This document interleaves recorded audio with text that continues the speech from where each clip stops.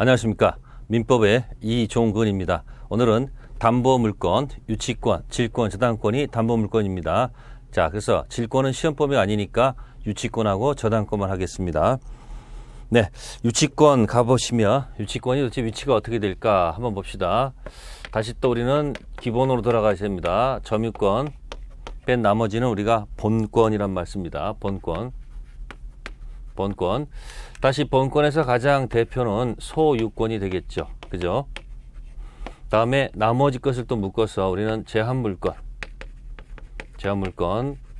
소유권에 제한시켰다는 얘기죠. 다시 제한물권은 사용 수익 주는 것이 바로 뭐다? 용익 담보물권. 다음에 교환가치를 주는 것이 뭐다? 담보물권. 그래서 용익물권이 세 가지가 있습니다.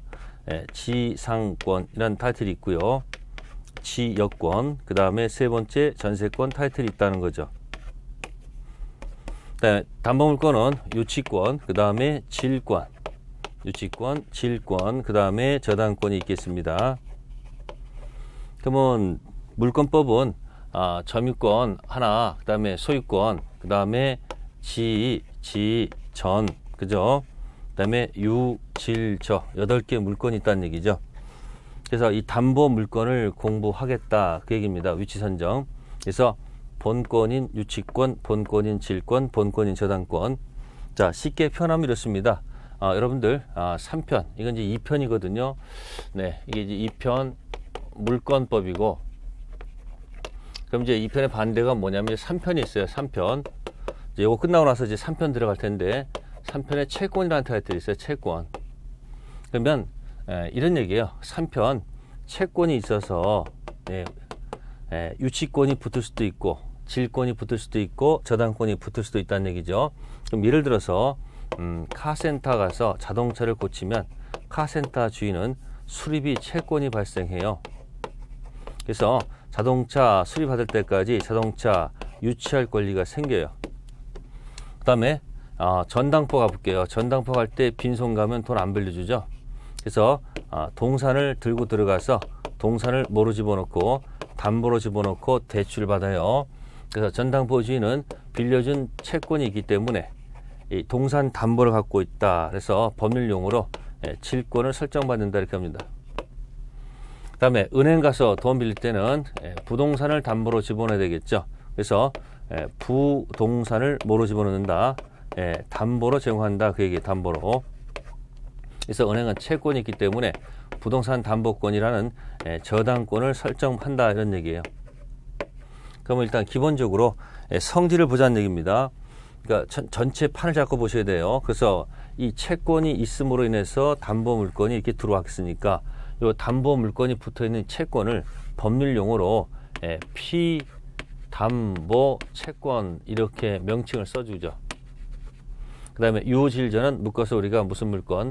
담보 물건 이렇게 표현을 할 수 있겠죠.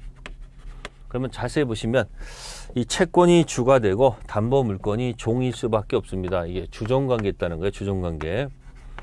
그래서 주가 소멸하면 종도 같이 따라서 소멸해야 되겠죠. 또 주가 가면 종된 것은 또 붙어서 가야 되겠죠.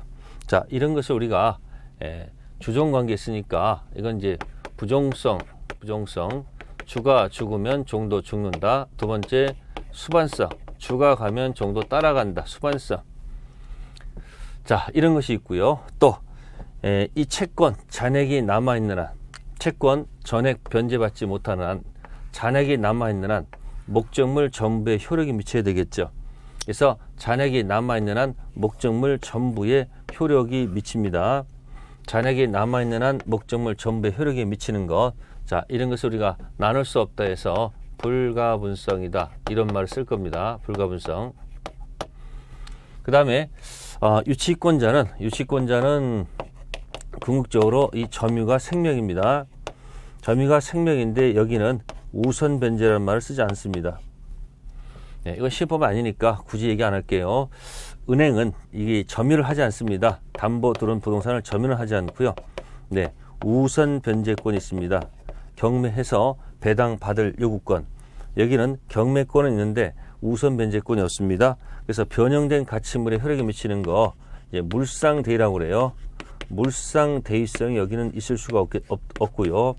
우선 변제권이 있으면 변형된 가치물에 효력이 미치는 물상대위가 들어갈 수 있다는 겁니다. 그래서 부정성, 수반성, 불가분성, 그 다음에 이제 물상대위성, 이렇게 담보물건 성질을 얘기합니다. 그죠? 그래서 유치권하고 뭐하고, 유치권하고 저당권만 본다면 유치권은 부정성 있고 수반성 있고 불가분성 있는데 요 물상대위성은 없습니다. 우선 변제권이 없기 때문에. 한편 저당권은 부정성도 있고 수반성도 있고 불가분성도 있고 물상대위성이 다 인정된다, 그런 얘기입니다. 자, 기본적으로는 결국 채권 밑에 담보물권이 있다 생각하시고 주정관계에 따른 내용을 꼭 좀 기억해 둘 필요가 있다는 거. 네, 그러면 이제 유치권 및 의의에 대해서 보여드렸습니다. 유치권 도대체 뭘까 하는 얘기죠. 자, 유치권은 거기 가로 1번에 동그라미 1번 타인의 물건이라는 단어가 있습니다. 물건, 동산, 부동산 또는 유가증권을 점유한 자, 그 물건이나 유가증권에 관하여 생긴 채권이 변제가 있다면 변제받을 때까지 그 물건 또는 유가증권을 유치할 권리가 있다, 이렇게 되어 있습니다. 두 번째, 유치권은 일정한 요건을 갖추면 당연히 발생하는 법정 담보물건, 당사자 특약에 의해서 유치권 발생 억제하는 것은 관계가 없다. 법률 규정 취득이므로 등기 없이 효력이 발생한다. 자, 타인의 물건, 그러니까 타인의 동산이나 타인의 물건이랬죠. 물건. 그러니까 물건은 뭐하고 뭐가 있어요? 동산도 있고 그 다음에 뭐도 있다? 부동산도 있다는 얘기죠. 타인의 동산 또는 부동산을 갖다가, 자, 거기 나옵니다. 점유한다고 그랬습니다. 점유하고 있습니다. 예. 점유하고 있는 자라고 되어 있습니다. 점유하고 있다가, 그 다음 그 물건이나 유가증권에 관하여 생긴 채권, 따라서 이 물건 관련된 채권, 이 동산 관련된 채권, 그죠? 채권 또는 이 부동산 물건 관련된 뭐가 채권. 네, 채권이 거기 생겼다는 얘기죠. 채권. 그 다음에 이 채권이 뭐 했다는 거죠? 변제기 있습니다. 이 채권에 또 뭐가 있다고요? 변제기가 도래해야 되겠죠? 자, 그래서 변제기에 있는 경우 변제 받을 때까지, 그럼 당연히 변제기 있으니까 뭐야? 변제 줄 때까지, 변제 받을 때까지, 그죠? 받을 때까지. 자, 무슨 권 행사할 수 있다고요? 네, 유치할 권리가 생긴다. 유치권. 그러면 이런 얘기예요. 지금 타인의 물건을 보세요. 좀 살을 붙일게요.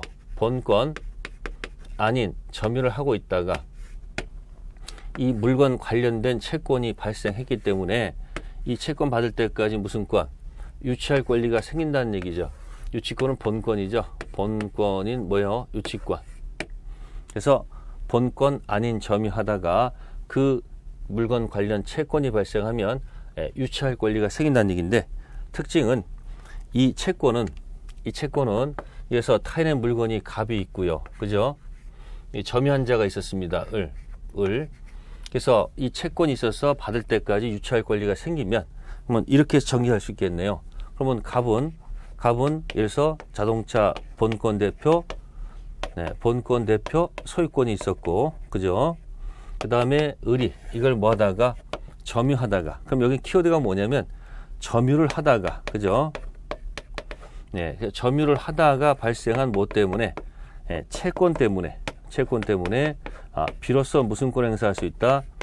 유치권을 행사할 수 있다, 그 얘기죠. 그죠?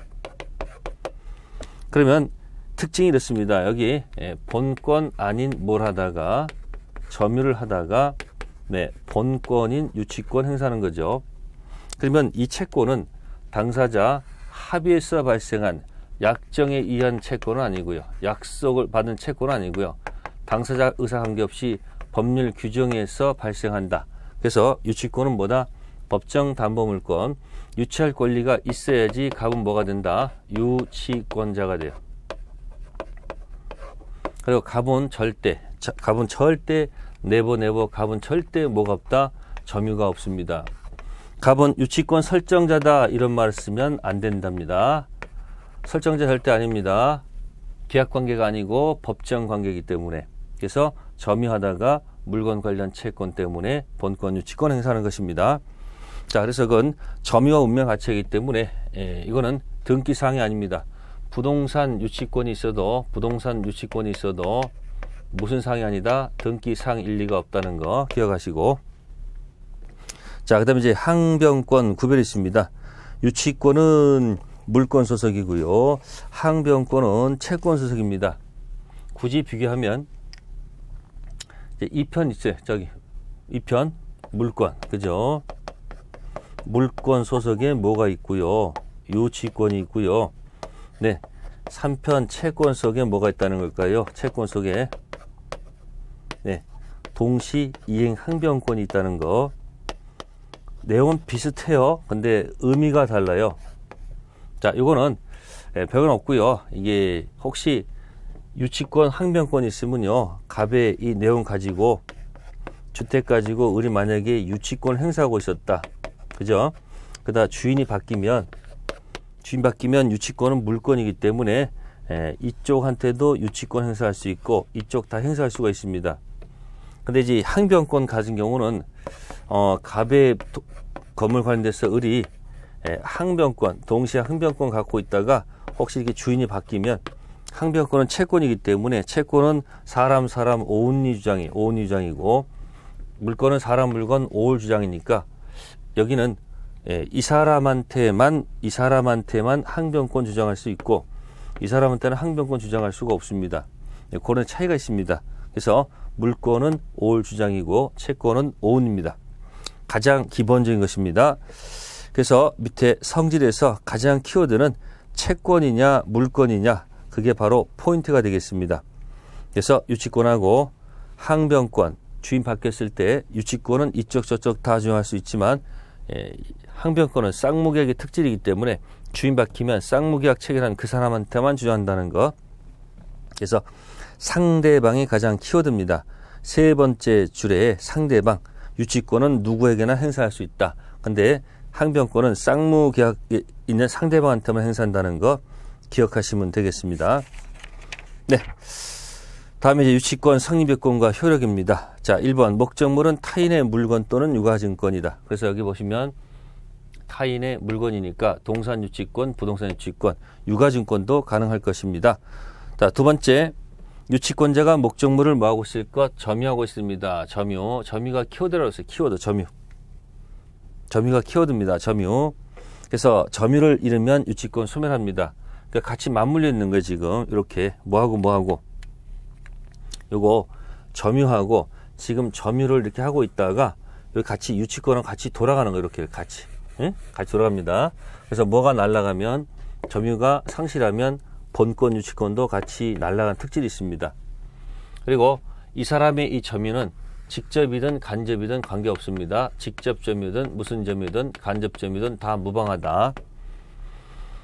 자, 그렇지만 조심할 거 판례가 뭐냐면 이 갑한테 이 간접할 때도 간접 점유도 조심할 게 뭐냐면, 자, 유치권자의 점유는 간접 점유도 무방하다. 자, 그러나 조심할 것은 채무자를 직접 점유하는 간접 점유는 허용하지 않습니다. 간접 점유는 채무자가 아닌 제3자, 그죠? 제3자를 직접 점유하는 네, 간접 점유는 관계가 없어요. 그러나 절대 이 유치권 이 소유자 있지 않습니까? 이 갑한테는 절대 내보 점유를 주면 안 됩니다. 그래서 유치권자가 점유하다가 채무자 아닌 제3자를 직접 점유하는 간접 점유는 허용이 되지만 제3자가 아닌 채무자한테 점유를 넘겨주는 간접 점유는 허용되지 않습니다. 갑은 절대 점유를 줘서는 안 된다는 거, 그 판례 좀 기억하시고요. 자, 세 번째는 점유가 불법 행위로 인한 것이 아니어야 되고요. 네 번째, 목적물과 채권 사이의 결련성, 물건 관련된 결련성이 있어야 되고요. 그 다음에 그래서 거기 보시면은 유치권자가 유치물 점유하기 전 발생된 채권도 그 물건 점수에 있다면 유치권 성립한다고 그랬죠. 네, 그 두 번째 판례는 뭐냐면, 자, 두 번째 판례는 이거예요. 자, 과거 채권이 있었고, 정리해드린 겁니다. 과거 채권이 있었고, 현재 그 물건을 뭐하고 있으면, 점유를 하고 있으면, 유치권 인정한다는 게 판례예요. 그러니까 판례가 두 개 있죠. 그 첫 번째 판례가 이거고, 두 번째 판례가 이 얘기예요. 판례 두 가지 기억하시고요. 채권이 변제기 있는 거 당연하고요. 자, 유치권의 효력이 있습니다. 가장 키워드가 유치적 효력이겠죠. 점유가 하는 것이고요. 두 번째, 경매권 있다. 그러나 우선 변제권 없다. 기억하세요. 자, 저당 유치권자는 경매권은 있지만, 경매는 있어요. 그러나 우선 변제가 없기 때문에, 뭐가 없기 때문에 우선 변제권이 있을 때만 인정되는 거거든요. 그래서 아까 여기 우선 변제권 없기 때문에 무슨 성? 물상대성이 없습니다. 자, 경매권 인정됩니다. 근데 우선 변제가 없다는 거. 자, 저당권자는 당연히 뭐예요? 우선 변제, 물상대성, 무슨 권도 있고, 경매권도 있고, 배당 요구권도 있다는 거 기억하시고요. 그 다음에 간이변제 충당권 있고요. 과시 수취권 있고, 유치권자는 선관주의 의무가 있다는 거. 자기 재산과 동일한 주의가 아니고 선관주의 의무. 네, 만약에 선관주의 의무를 위반하게 되면 유치권자는 유치권 소멸을 뭐 할 수 있다, 청구할 수 있다는 것. 또 6번 보시면은 유치권자가 또 점유 중 들어간 필요비 유익비가 있으면 유치권 행사할 수 있다는 거. 네, 그래서 거기 있는 권리들 한번 읽어보시면 되고요. 네, 그 다음에 유치권 소멸 들어가 있습니다. 피담보 채권의 소멸시효란 말 있습니다. 자, 소멸시효라는 단어가 나왔습니다. 소멸시효는 어떻게 설명드릴까요? 네, 소멸시효는 소멸시효의 대상이 되는 것들, 안 되는 것들 한번 볼게요. 자, 소멸시효도 이렇게 생각하시면 돼요. 2편 물권이 있고, 네, 3편 채권이 있으면 일정 기간 권리를 행사하지 않으면 권리가 날아갑니다. 그래서 여기에다가 무슨 시효? 소멸시효란 단어를 놓게 되면, 네, 소멸시효의 대상이 되는 권리, 네, 채권은 무조건 모두 소멸시효의 대상이 되고, 물권은 이 8개의 물권이 있거든요. 용익 물권만 소멸시효의 대상이 돼요. 그래서 물권은 용만 대상이 된다. 용만이라는 것은 여기 지지전만 얘기해요. 지상권, 지역권, 전세권만 되고. 그러면 안 걸리는 권리가 뭘까요? 요것만 걸리니까 안 걸리는 게 점소, 유질조 안 걸리죠. 네, 점유권 안 걸리고, 그 다음에 소유권 안 걸리고, 유치권, 질권, 저당권 다 안 걸리는 권리들입니다. 아시겠습니까? 자, 유치권 자체는 소멸 대상이 될 수가 없습니다. 아시겠습니까? 유치권은 소멸 대상이 되지 않습니다. 자, 그 뭐 설명되어 있습니다. 점유하는 동안 유치권 행사가 되는 것이고, 유치권은 점유를 이루면 즉시 소멸되기 때문에 대상이 안 됩니다. 뭐 그렇게 설명할 수도 있고요. 이 담보 물권 위에 뭐가 있어서요? 이렇게 설명할게요. 자, 채권 밑에 담보 물권이 있죠. 채권이 소멸시의 대상이 되죠. 그래서 이 채권이 소멸시 완성돼서 이게 만약에 사라지면 그때 이 담보 물권 유질저가 뭐 하는 거예요? 유질저가. 네, 붙어서 같이 죽습니다. 채권이 소멸하면 담보 물권, 종된 담보 물권은 유, 질, 저는 자동으로 같이 소멸합니다. 이게 무슨 성? 부정성입니다. 그러나 유질저 이 자체가 소멸시의 대상은 되지 않는다는 거죠. 아시겠습니까? 다음 두 번째, 유치권 행사하고 있다 해서 피담보 채권 소멸시의 진행에 영향을 미치지 못한다. 자, 이건 무슨 얘기냐면 현재 유치권 행사는 이쪽에서 달라 했을 때, 반환을 요구했을 때 못 주겠다라는 권리죠. 그러니까 유치권 행사는 현재 뭐 하고 있는 거예요? 점유를 계속하면서, 그죠? 인도를 거절하는 권리가 유치권 행사예요. 반환을 요구할 때 점유 계속하면서 인도 거절하는 유치권 행사지, 이게 곧 자신의 채권 행사는 아니다, 그런 얘기예요. 행사는 아니라는 얘기죠. 그럼 채권을 뭐 하지 않으면, 행사하지 않으면 이 채권의 무슨 시효는, 네, 소멸시효는 뭐 되지 않고, 중단되지 않고 계속 뭐 한다? 계속 진행한다는 얘기가 되겠습니다.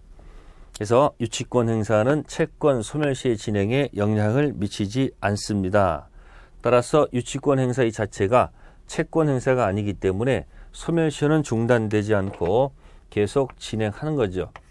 따라서 별도로 채권 행사 소멸시효를 중단시켜야지 중단된다, 그런 뜻입니다.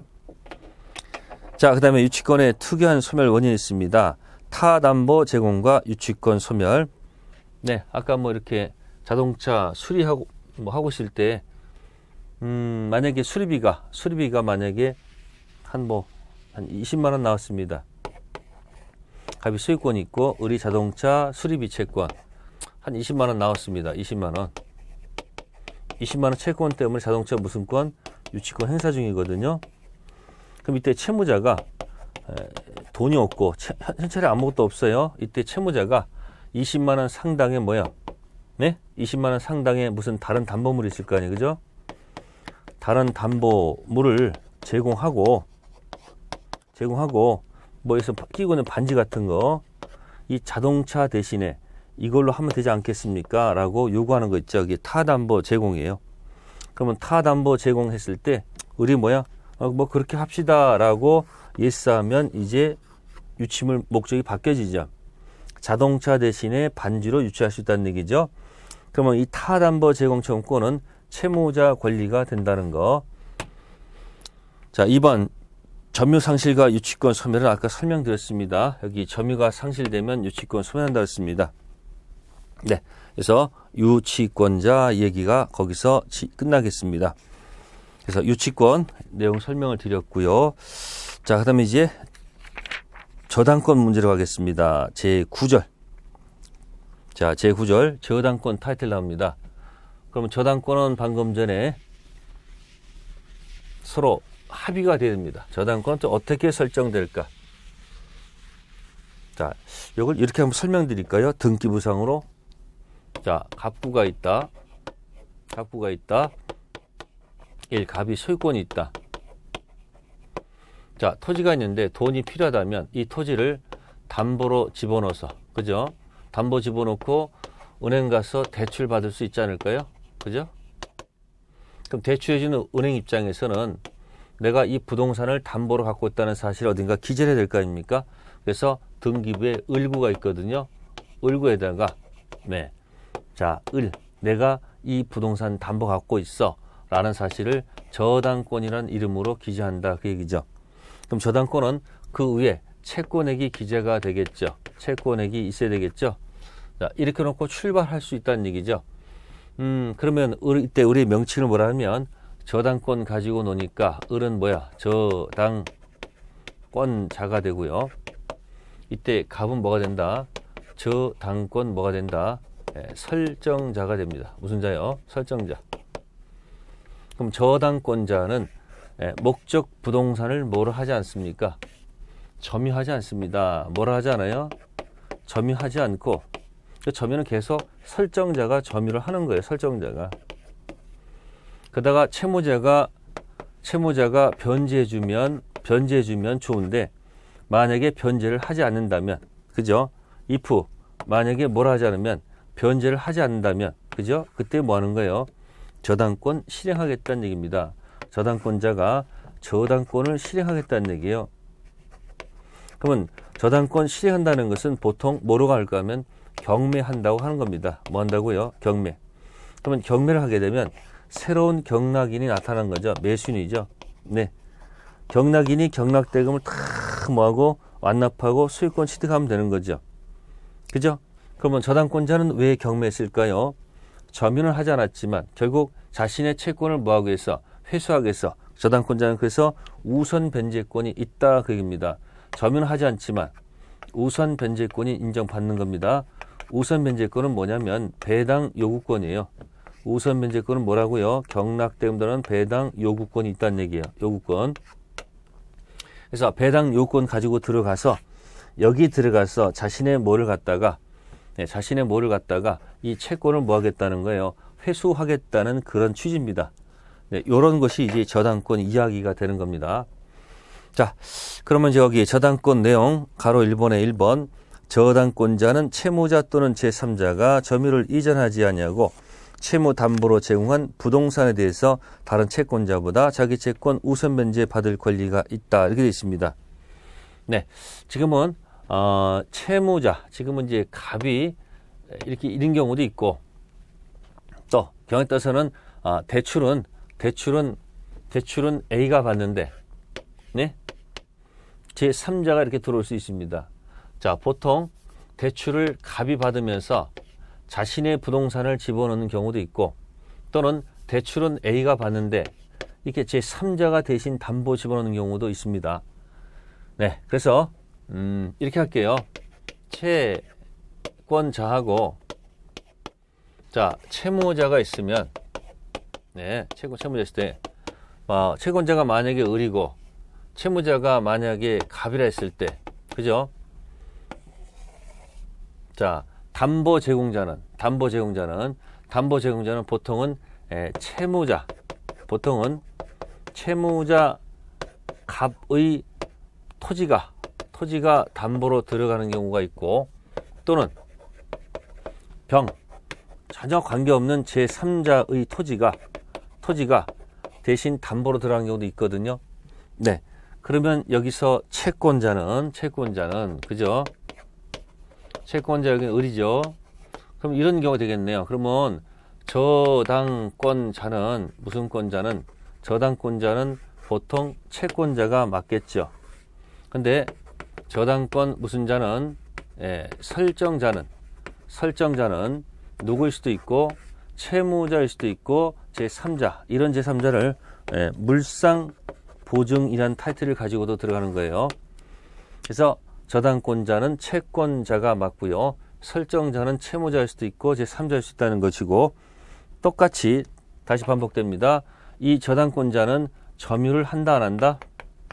네, 점유를 하지 않고 이쪽에서 점유를 하는데 특징이 있다는 거예요. 그러다가 나중에 채무자가 변제하지 않으면 점유하지는 않지만 변제할 때 이 사람 뭘 행사해서 경매 집어넣어서 뭐 받겠다? 우선 변제 받겠다는 게 목적입니다. 저당권자는 점유하지 않고 우선 변제가 있다는 것, 유치권하고 반대입니다. 자, 그래서 1번 설명했고요. 그 다음에 3번. 저당권은 점유를 수반하지 않는다. 따라서 등록된 것만 저당권 설정했다는 얘기죠. 점유는 이 사람이 하고 저당권자 점유하지 않잖아요. 그러니까 이 담보를 하고 있다는 사실을 반드시 표시를 해야 돼요. 그래서 점유를 하지 않기 때문에 등록된 것만 저당권 설정할 수 있다는 거, 등록된 것만 설정할 수 있다는 게 바로 3번 이야기가 되겠습니다. 자, 민법상 인정하고 있는 물건은 저당권 대상이죠. 저당권 설정할 수 있는 거, 민법상만 얘기할게요. 민법. 특별법은 필요 없고요. 민법상 저당권은 물건 중 동사는 안 됩니다. 동사는 안 되고, 부동산이 됩니다. 부동산. 또, 이건 물건 중 동사는 안 되고 부동산이고, 권리 중에는 지상권을 권리 자체를 설정할 수 있고, 전세권도 저당권 설정할 수가 있다는 거죠. 조심할 것은 이 중간에 지역권이라는 것이 있거든요. 네, 지역권은 저당권 설정할 수가 없다는 거. 자, 그 정도 참고해 두면 되겠습니다. 네, 그 다음에 이제 근저당이라는 타이틀이 나옵니다. 근저당. 네, 요 근저당 것은 이 근저당은 이제 일반 저당권과 좀 다른 것이 뭐냐면, 자, 일반 저당권은 특징만 얘기하는 거예요. 처음부터 채권이 뭐가 되냐면 확정되어 있는 것을 얘기합니다. 채권이 확정돼서 들어가는 것이 무슨 권? 저당권.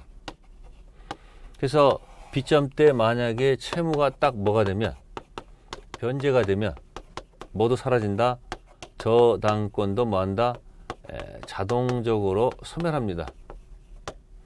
이걸 우리는 부종성이라고 그래요. 뭘 한다? 이런 것을 부종성 적용한다. 무슨 성? 부종성. 근데 근저당은 출발을 채무가 확정된 게 아니고 외상 줄수에 있는 채권 최고액을 결정해 놓고요.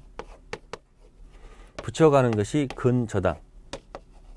그래서 채권이 롤러코스터 합니다. 오르락내리락 하다가 일시적으로 채무가 뭐해도 소멸해도 밑에 이 저당권은 따라서 죽지를 않는다는 거예요. 소멸하지 않는다는 거예요. 채무가 죽었는데 안 죽는다는 얘기예요. 그러니까 올락내리락 하면서 일시적으로 소멸하더라도 저당권 소멸하지 않고 나중에 이제 채무가 확정될 때가 있거든요. 채무가 뭐가 된다? 확정이 되면 그에 따라서 모두 근저당에서 근이 떨어져 나가면서 저당권으로 전환돼요. 그러면 저당권 된 순간부터는 부종성이 들어갑니다. 그래서 여기서는 채무가 소멸하면 밑에 저당권도 같이 따라서 소멸한다는 얘기죠. 그래서 이때 이제 부종성을 적용하고 여기서는 이제 부종성을 좀 적용하지 않거든요. 그러니까 채무 확정되기 이전 부종성이 다소 좀 완화되어 있다는 얘기죠. 확정된 이유는 당연히 저당권 들어가니까 부종성 들어가겠죠. 그래서 근저당은 부종성이 다소 완화되어 있다. 그래서 여기 2번이 바로 뭐예요? 일시적으로 채무 확정될 때까지 채무가 소멸하거나 이제는 저당권에 영향을 미치지 않습니다. 또 채권 최고액에는 여기 당연히 이자도 당연히 뭐겠습니까? 산입한 것으로 보겠습니다. 네, 큰 특징만 설명드린 거예요. 자, 다음 보시면 이제 지상권, 전세권, 목전원 저당권 아까 했습니다. 여기 지상권, 전세권 할 수 있습니다. 취역권 안 된다는 거 기억하시고요. 자, 저당권 효력이 있습니다. 저당권 효력의 범위 어디까지 미치느냐? 네, 저당권 실행되면 어디까지 가져갈 수 있는가 그런 얘기죠. 당연히 부합된 물건과 종물에 미칩니다. 그래서 저당권 효력은 부합물에도 미치고 또 어디에도 미친다? 종물에도 미칩니다. 저당권 설정 전, 후 물을 이유는 없습니다. 자, 그러나 다른 약정이 있으면 그 약정 이야기했죠. 그렇지 않으면 부합물, 종물에 당연히 효력이 미치겠고요. 그 다음에 과실 나옵니다. 과실에는 원칙적으로 안 미칩니다. 아까 했었습니다. 점유를 하지 않기 때문에 과실 수취권 없고요. 과실은 언제 가주느냐? 저당 부동산 압류 후 그때 비로소 과실에 저당권 효력이 미치겠습니다. 압류 전까지는 과실 취득할 수 없다는 거. 그 다음에 이제 피담보 채권 범위가 있어요. 경락대금 들어가서 어디까지 뽑아갈 수 있는가? 피담보 채권 범위 5개입니다. 제일 중요한 것이 A가 제일 중요한 게 뭐냐면 원본 뽑는 것이죠. 원본. 전액 다 들어갔습니다. 두 번째는 약속된 이자. 네, 제한 없이 다 뽑을 수 있고요. 세 번째 위약금. 약속 위반했을 때 얼마 주겠다. 자, 위약금은 계약을 체결할 때 계약에 위반하면 일정한 금액을 채권자에게 지급한다는 것을 미리 약정해 두는 것입니다. 자, 위약금이고요. 그 다음에 이제 D. 그 다음에 채무불이행. 채무불이행은 손해배상이 있습니다. 네, 손해배상. 이걸 갖다 다른 말로 지연이자라고 얘기합니다. 무슨 이자요? 지연이자. 자, 요 이자는 제한 없이 약속된 이자니까.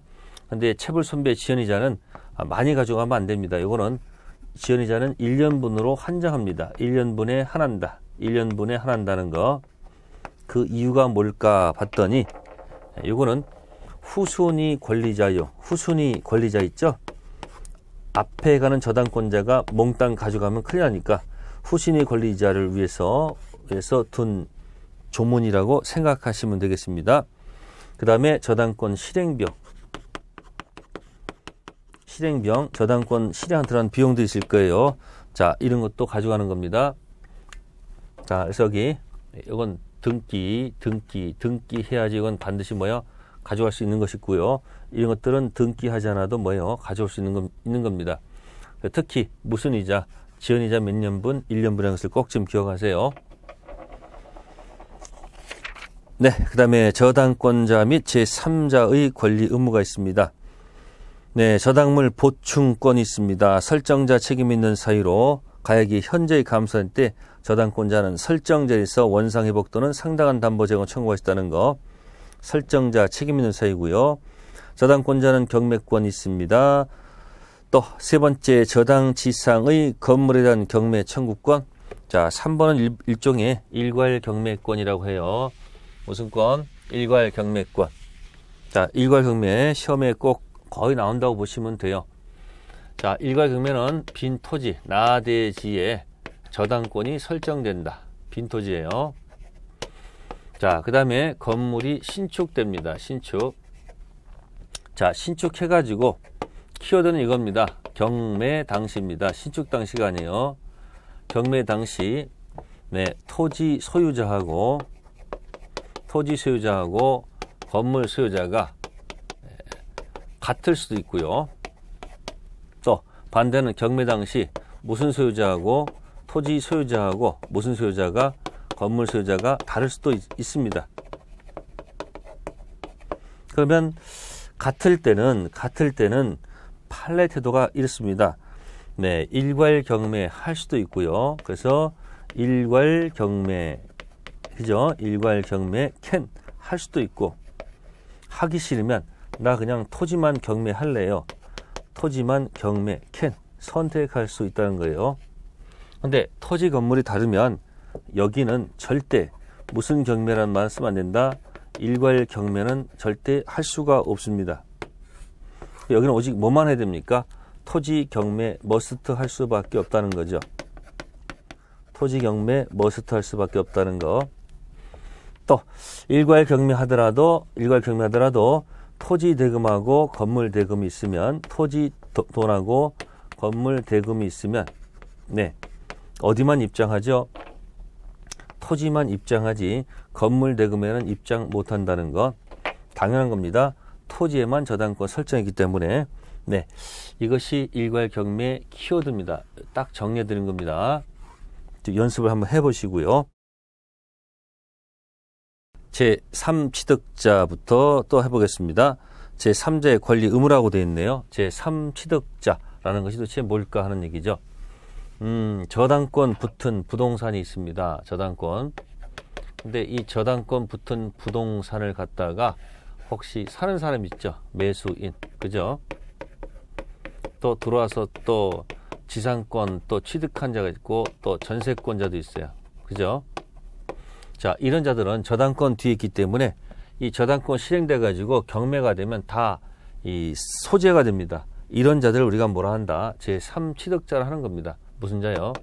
제3취득자. 3취득자. 자, 이런 자들은 어떻게 해서 살아남을 수 있을까 하는 얘기죠.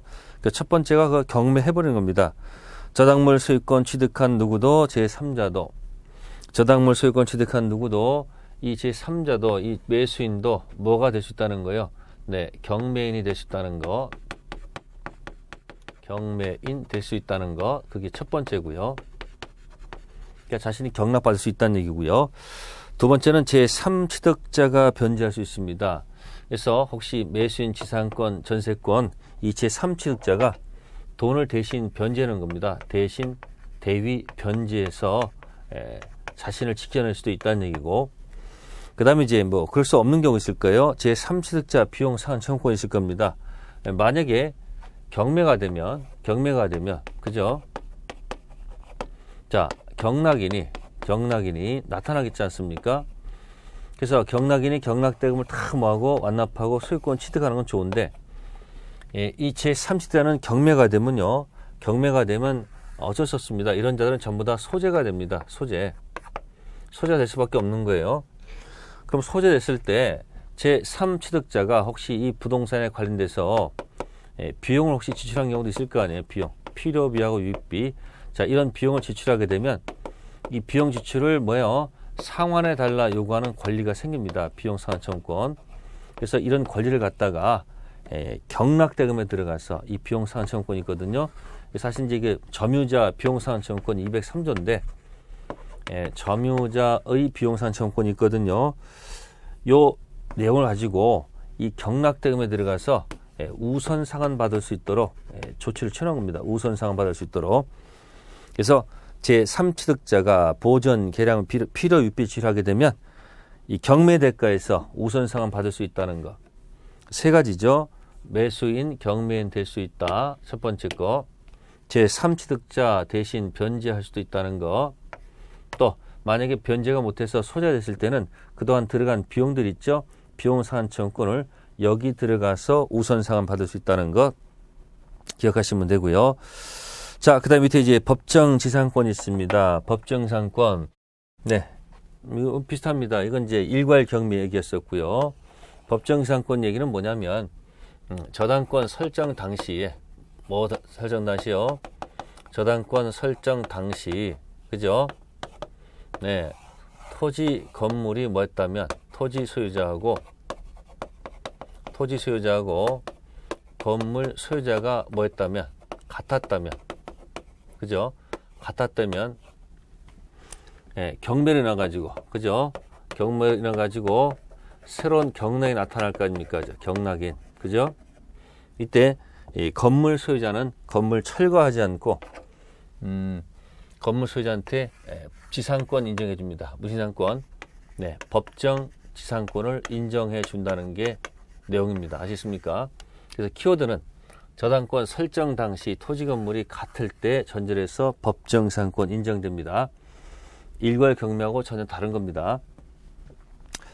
그 다음에 이제 공동 저당과 대가의 배당 차수대법이 있습니다. 이제 공동 저당 얘기인데, 네, 요거는 그냥 이제 글자로 설명할게요. 공동 저당, 단독 저당이 아닙니다. 자, 동일한 채권 담보하기 위해서, 동일한 채권을 담보하기 위해서, 네, 복수, 여러 개, 복수의 저당권 있죠. 그죠? 복수의 부동산을 담보로 집어넣으면, 그죠? 네, 복수의 뭐다? 저당권이 설정됩니다. 그죠?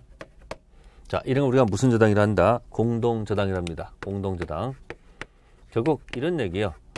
부동산 개수만큼, 이 부동산 개수만큼 저당권 개수가 있다. 그게 바로 뭐다? 공동저당입니다. 그러면 이 공동저당 할 때 같이 경매 집어넣었을 때 동시 배당하면, 그죠? 각 부동산 경매 대가에 비례해서 분담합니다. 여기서 우리가 뭐 한다? 동시하면 뭐 한다? 안분한다 이렇게 합니다. 안분 배당하고요. 만약에 이시 배당하게 되면, 무슨 배당하게 되면, 한쪽 부동산을 배당하게 되면 이시 배당된 부동산에 후 순위 저당권자는 불리하죠. 그래서 후순위 저당권자는 동시 배당했더라면 다른 부동산 안분 금액만큼 가서 대위에서 자신의 권리를 행사할 수 있다는 겁니다. 그래서 동시 배당할 때는 안분하고요. 이시 배당하게 되면 이시 배당된 부동산의 후 수용권자는 대위에서 행사할 수 있다. 거기에 이제 조문에 관한 얘기입니다. 이 정도만 설명드릴게요. 자, 그 다음에 이제 저당권 준용 규정 및 소멸이 있겠습니다. 물권적 청구권 있네요. 저당권자는 저당권에 기하여 침해 행위에 대한 제거나 예방을 청구할 수 있다. 자, 저당권자 점유를 하지 아니한 데 있습니다. 저당권자는 점유를 하지 않지요. 그죠? 그래서 본권 아닌 점유권이 없습니다. 이게 없기 때문에 뭐 어쩔 수 없습니다. 점유권이 없으면 점유권 기초로 하는 반환 이런 말 쓸 수도 없고, 점유권 기초로 하는 방해 제거 쓸 수도 없고, 네, 점유권 기초로 하는 방해 비용 쓸 수가 없습니다. 자, 그러면 본권인 저당권은 있다는 얘기죠. 뭐는 있다는 얘기죠? 본권인 저당권은 있다는 얘기죠. 그죠? 자, 저당권이 있어도 저당권 기초로 하는 반환은 인정하지 않습니다. 생각해 보세요. 점유를 하지 않고 있는데, 그죠? 본권 가지고 점유를 내놔라 하는 이런 말은 존재하면 안 되겠죠. 그러나 저당권 기초로 하는 방해 제거, 방해 예방은 관계가 없습니다. 방해 제거, 방해 예방 정도는 인정하겠습니다. 자, 여기에 저당권 이야기입니다. 점유를 요소로 하지 않는다는 것. 자, 불가분성 아까 했습니다. 잔액이 남아있는 한 목적물 전부의 효력이 미치기 때문에 전부 경매할 수 있다는 거 생각하시면 되겠습니다. 자, 그 다음에 여기 밑에 있는 거, 저당권 순위, 등기, 순위에 따라 결정하고요. 자, 4번하고 5번은 시험 범위를 벗어나기 때문에 굳이 설명드리지 않겠습니다. 네, 그 다음 페이지 물상대위성이 있습니다. 요건 시험 문제 나올 가능성이 있죠. 물상대위성 우선 변제가 있을 때, 그러면 요걸 이제 설명드리면, 저당권 붙은 토지가 있었다. 토지. 그러면 저당권이 설정되어 있습니다. 그러면 저당권 효력은 당연히 이 토지 효력이 미치고 있는 거겠죠. 자, 저당권 붙은 토지가 두 가지 방식이 있습니다. 수용이 됐다. 네, 수용된 토지. 자, 저당권자 갑이고 저당권자는 을이고 수용 주체는 A라 합시다. 자, 수용 토지였을 때 수용한 이 A는 원시 취득을 하는 겁니다. 원시득. 따라서 저당권이 이 토지에 미칠 수가 없다는 사실입니다. 여기 절단되는 겁니다. 절단. 그러니까 그런 얘기 무슨 얘기일까요? 저당권 효력은 수용된 토지에 미친다, 안 미친다? 미칠 수가 없다는 얘기예요. 그러면 수용 토지 결국 효력이 안 미치니까 이거 경매할 수가 없다는 거예요. 경매. 그럼 무슨 대금이 없어요. 여기는요. 경락 대금이 존재하지 않을 거 아니에요. 대신 갑은 이 수용자한테 보상금 청구권이 있지 않을까요? 그죠?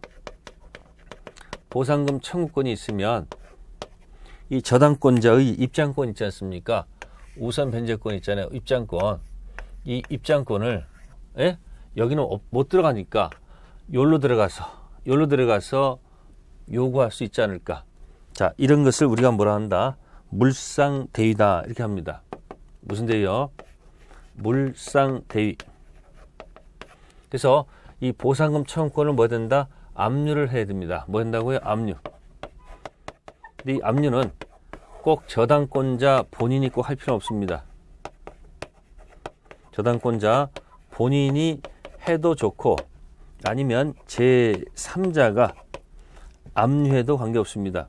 그러니까 저당권자 본인이 압류해도 좋고 설령 하지 않았다 할지라도 제3자가 압류를 하게 되면 특정성이 그대로 유지가 되기 때문에 자, 여기 들어가서 우선 변제 받을 수 있다는 거. 그게 바로 무슨 대위? 물상대위다. 그런 얘기예요.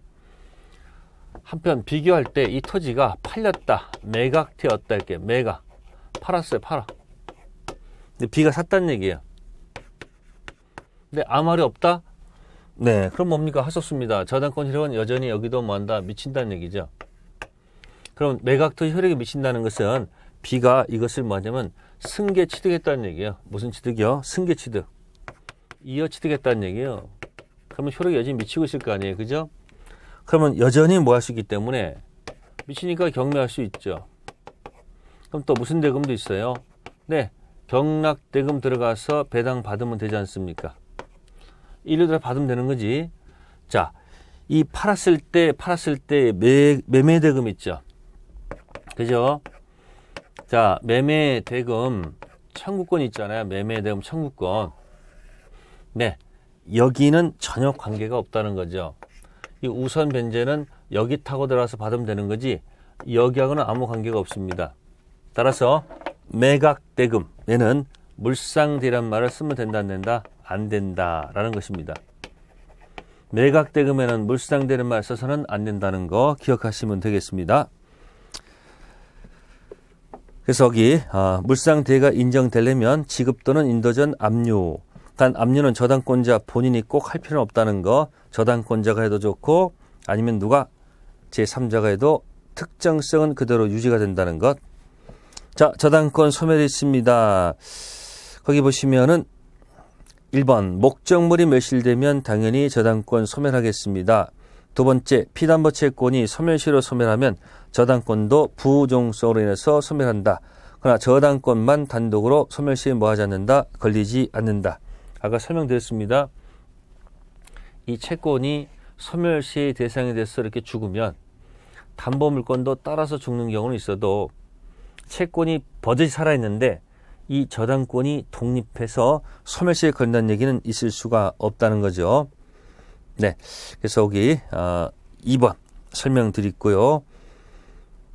그 다음에 3번 같은 경우는 하나의 부동산에 여러 개의 저당권이 설정되어 있다. 그중 한 저당권이 실행되면 나머지 저당권도 모두 소멸한다. 네, 3번은 다른 게 아니고요. 저당권이 만약에 뭐 1번 저당권도 있고 또 2번 저당권도 있고 여러 개가 있을 거예요. 그죠? 그러면 특징은 경매가 되면 올 모든 저당권 뭐한다? 네, 소멸합니다. 아셨어요? 따라서 2번 저당권자가 경매를 해도 여기가 기준이 되겠죠. 그러면 소멸하더라도 뭐 특별히 뭐 기분 나쁜 건 없어요. 입장에서 받는 게 목적이기 때문에 저당권 소멸하더라도 배당받을 권리가 있으니까 배당받으면 끝난다는 얘기죠. 또 3번 경매 시 모든 저당권 소멸한다는 거 기억하시고요. 그다음에 네 번째 거 제3자가 저당 목적물을 시효 취득할 때 저당권도 소멸한다. 요거는 이제 원시 취득이기 때문에 원시 취득 때문에 갑 토지에 을이 있고 얘가 병하고 채권이 있고 저당권이 있을 때 취득시효가 만약에 완성돼서 을이 가서 만약에 등기하게 되면 이 등기하기는 원시 취득이거든요. 그러면 완성되기 전에 이 저당권은 당연히 소멸하는 거예요. 무슨 취득? 원시 취득 때문에 그런 말을 적어 놓은 것입니다. 그 다음에 6번은 저당권자가 자신 또는 제3자의 이익을 위해서 존속시킬 필요가 없는 저당권 목적물의 저당권 취득한 경우는 저당권은 뭐한다? 소멸한다. 6번은 이런 얘기예요. 혼동이라는 타이틀이 있습니다. 혼동. 예를 들어서 갑이 소유권 가지고 있고 자 을구에 을이 저당권을 가지고 있고 그죠? 두 번째 병이 저당권을 가지고 있을 때 이 앞에 1번을 갖다가 금수저라고 생각하세요. 금수저. 2번 저당권은 흑수저 생각하세요. 흑수저. 그래서 금수저가 소유권을 취득하면 저당권은 그대로 존속합니다. 아시겠습니까? 근데 흑수저가 소유권 취득하면 흑은 버리죠. 흑은 소멸시킨다. 그래서 후순위 저당권자가 소유권 취득하면 이 후순위 저당권은 소멸시켜도 관계없습니다. 금수저는 취득하더라도 소멸하지 않고요. 흑수저는 취득할 때는 소멸합니다. 그래서 금수저, 흑수저 기억하시면 답이 나올 것이다. 그런 얘기 되겠습니다. 네. 그래서 지금 유치권하고 그다음 뭐예요? 저당권 내용을 좀 살펴본 겁니다. 그럼 이제 기본적으로 무엇을 했는가 잠깐 복습을 한다면 이런 얘기네요. 먼저 유치권은 이게 합의가 된 게 아니고 법에 정해서 법정 담보 물권 약정이 아니라는 거죠. 한편 저당권은 비교됩니다. 약정 담보 물권이라는 거죠. 그죠? 그 다음에 이 저당권에 이제 약간 변형된 것들이 있죠. 변형된 뭐가 있었습니까? 네, 근저당이 있었습니다. 근저당. 그럼 유치권은 법정이고 저당권은 약정이고 그 다음에 유치권은 점유가 생명이죠. 점유해야 되겠죠. 저당권은 점유를 요소로 하지 않는다. 또 이쪽은 우선 변제권을 인정하지 않습니다. 그러면 저당권자는 우선 변제권을 인정하죠. 그래서 여기는 무슨 대의가 없었고 물상 대의가 없었고 여기는 뭐다? 물상 대의가 인정된다는 거죠. 그래서 여긴 점유가 생명이기 때문에 유치권자의 물청 얘기는 유치권자의 물청은 있으면 유치권 기초로 하는 물청은 없다는 겁니다. 존재하지 않습니다. 오직 뭐밖에 없다? 점유권 기초로 하는 뭐만 있다? 물청밖에 없다는 거죠. 한편 저당권자는 점유를 하지 않기 때문에 저당권자는 점유권 기초로 하는 뭐는 없다? 물청은 없습니다. 뭐는 있을까요? 저당권 기초는 뭐는 있다? 물청은 있죠. 차이가 확 달라지지 않습니까? 그죠? 다만 여기는 점유를 하지 않으니까 저당권 기초에서 방한 요구는 안 됩니다. 저당권 기초에서 방해 제거, 방해 예방만 인정된다는 얘기죠. 이런 본질적인 차이가 있다는 것이고요. 그 다음에 이제 여기 저당권하고 여기 뭐 있습니까? 근저당은 부종성 이야기입니다. 무슨 성? 부종성. 부종성은 뭡니까? 주가 죽으면 종도 죽는다는 얘기죠. 그래서 근저당은 출발이 채권 최고회로 출발해서, 그죠? 근저당으로 출발해서 쭉 가가지고 나중에 채무가 뭐가 되면, 네, 확정되면 근저당에서 이게 떨어져 나간다는 얘기예요. 그래서 요 사이에서는 일시적으로 채무가 죽어도 부정성을 적용하지 않죠. 그 부정성이 좀 다소 완화가 되어 있고 저당권 됐을 때만 이제 부정성을 뭐 한다는 거죠. 적용한다는 얘기예요. 그래서 요 영역은 부정성이 다소 뭐가 되어 있다. 완화되어 있다. 그런 게 이제 근저당의 특징이라는 얘기입니다. 그 다음에 단독저당과 공동저당이 있으면은 공동저당은 저당권 개수만큼 저당권 개수가 존재하는 것들이죠. 그런 것들이 있습니다. 그래서 담보물권 종류가 질권은 시험 범위가 아니라는 거. 그러니까 유치권하고 뭐하고 이 저당권 가지고 여러분들이 공부하시면 되겠습니다. 네, 여기까지가 물권법 2기가 되고요. 네, 이제 잠시 쉬었다가 이제 채권법, 계약법 쪽으로 넘어가도록 하겠습니다. 네.